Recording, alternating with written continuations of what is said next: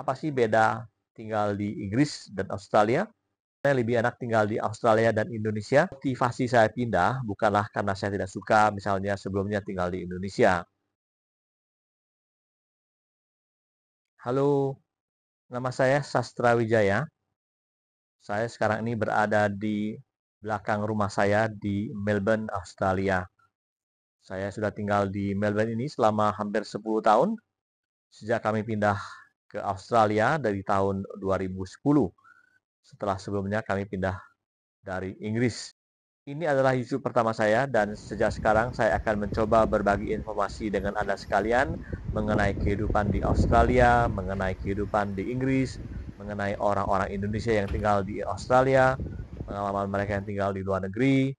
Dan untuk yang pertama ini, saya akan bercerita mengenai pengalaman saya sendiri tinggal di 3 negara, yaitu Indonesia, Inggris, dan Australia.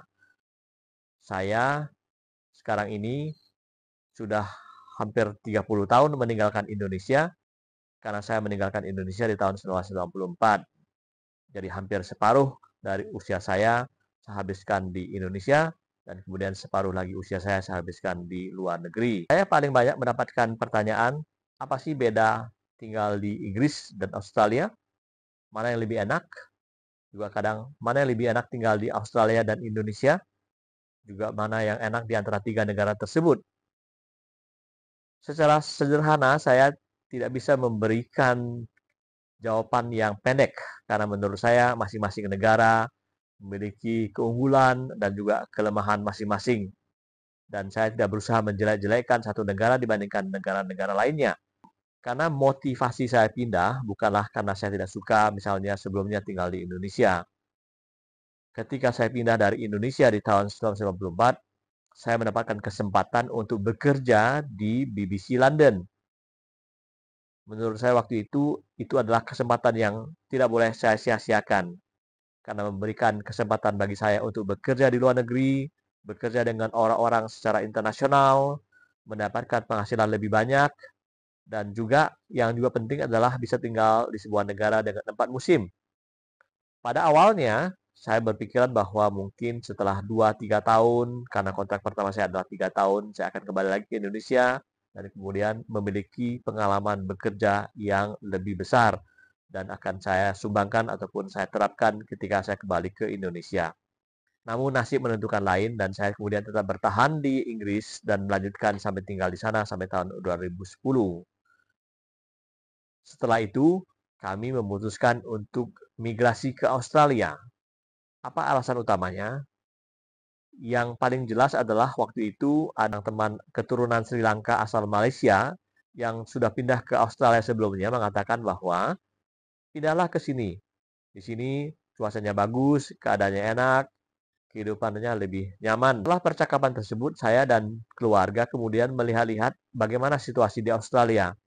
Dan ternyata memang Australia menerima banyak migran internasional. Setiap tahunnya waktu itu menerima lebih dari 100.000 orang untuk datang ke sini. Dan setelah saya mengecek, ternyata saya masih memiliki kesempatan karena saya belum berusia 45 tahun. Alasan lainnya waktu itu adalah saya ingin tinggal di sebuah negara yang lebih dekat dengan Indonesia.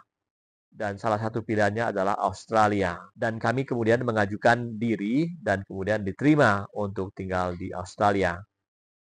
Saya dan keluarga tiba di Adelaide di tahun 2010 dan kemudian mendapatkan pekerjaan di ABC di tahun 2013 sebelum kami kemudian pindah lagi ke Melbourne. Secara keseluruhan keluarga pindah ke Melbourne di bulan Januari 2015. Apa yang saya sukai dari Australia dibandingkan misalnya Inggris ataupun Indonesia? Pada dasarnya kalau kita bandingkan Australia dan Inggris tidaklah banyak beda, karena memang kulturnya kultur Inggris, kultur orang-orang yang bisa berbahasa Inggris, dan banyak juga orang-orang Inggris yang pindah ke Australia dari dulunya.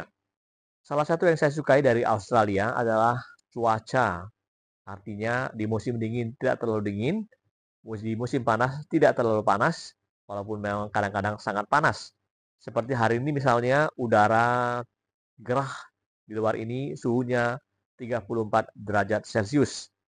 Ini karena memang di bulan Januari. bulan musim panas. Dan kadang juga Australia diancam dengan kebakaran semak. Itu salah satu yang menakutkan. Namun secara keseluruhan, langit Australia menurut saya sepertinya setiap kali kita melihat ke langit biru.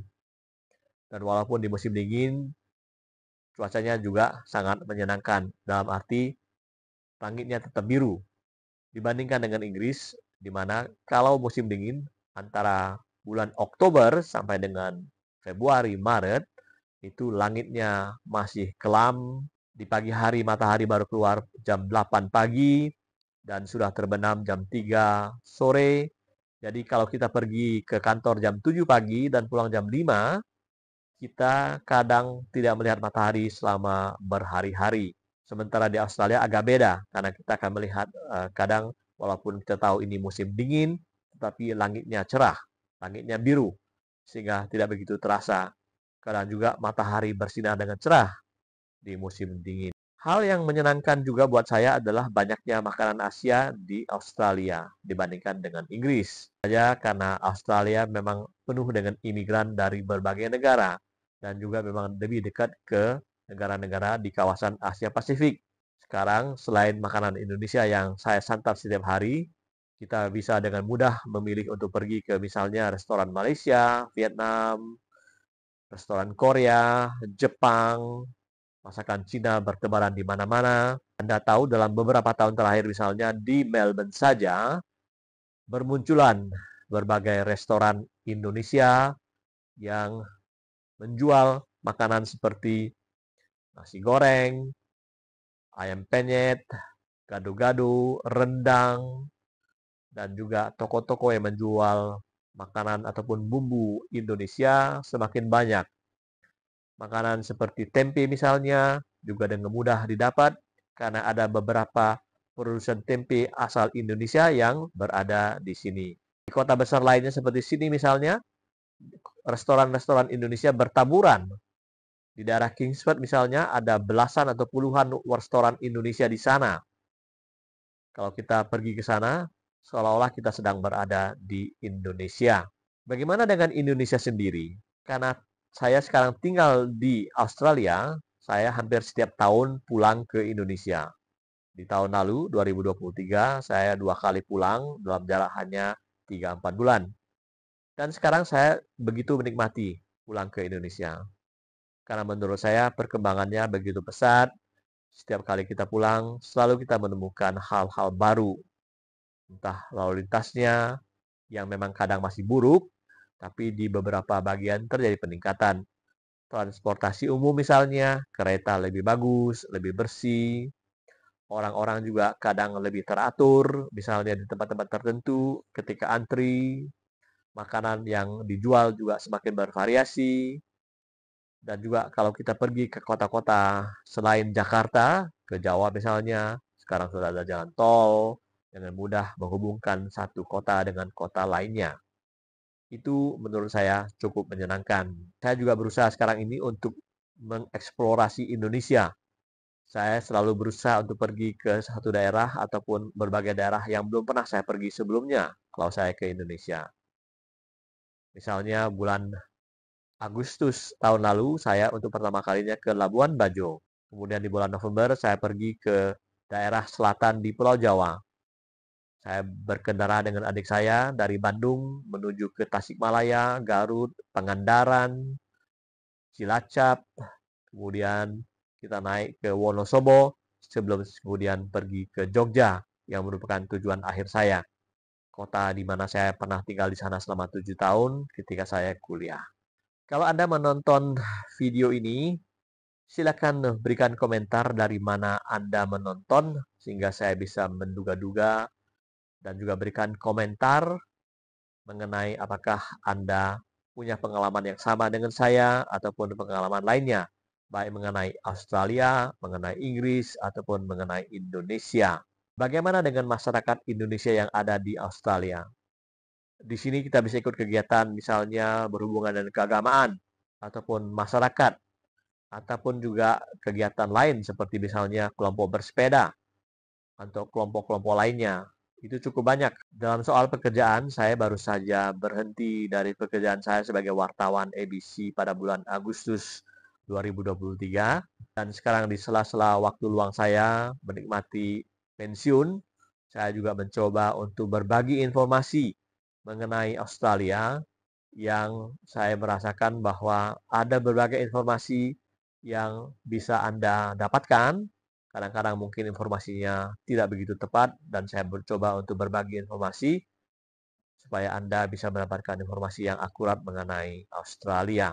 Saya tinggal di kawasan Mitcham sekitar 20 kilometer dari ibu kota ataupun pusat kota Melbourne. Inilah suasana di tempat saya tinggal di kawasan namanya kawasan timur, di sebelah timur. Cukup strategis untuk ke kota karena dari rumah saya bisa berjalan kaki sekitar 15 menit, sekitar 1 kilo untuk ke stasiun kereta api yang juga di mana sebenarnya di depan rumah saya sendiri sekitar 20 meter ada perberhentian bus yang membawa saya ke stasiun. Ketika saya dulu bekerja, setiap hari saya berjalan kaki ataupun naik bus sampai di stasiun, naik kereta sekitar 40 menit sampai ke kota dan kemudian kembali lagi di sore harinya. Kalau Anda senang dengan video seperti ini, silakan subscribe dan juga bunyikan lonceng notifikasi di mana Anda akan nantinya mendapatkan kabar-kabar terbaru dari saya. Semoga kabar ini berguna bagi Anda sekalian dan mudah-mudahan kita bisa berjumpa lagi di kesempatan berikutnya. Saya nantinya akan berbicara dengan orang-orang Indonesia yang tinggal di Australia, mendengarkan apa yang mereka rasakan, alami, dan mungkin juga hal-hal yang barangkali akan bisa berguna bagi Anda sekalian. Tidak saja itu, saya akan berusaha juga kontak dengan orang-orang Indonesia yang tinggal di luar negeri, kembali lagi juga mendapatkan pengalaman ataupun mendapatkan cerita dari mereka, karena menurut saya setiap orang memiliki pengalaman yang unik yang akan bisa berguna bagi siapa saja yang mau menggunakannya. Sampai jumpa lagi.